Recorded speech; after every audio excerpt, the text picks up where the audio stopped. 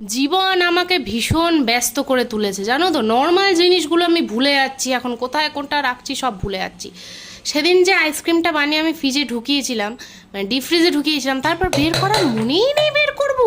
যাই হোক, দুদিন পরে বের করেছি, আর বের করার পর দেখি পুরো পাথর হয়ে গেছে। দেখো, এটা দিয়ে কারোর মাথায় ছুঁড়ে মারলে নিঘাত তার মৃত্যু হবে, নয়তো মাথা পেটে হসপিটালে ভর্তি থাকতে হবে।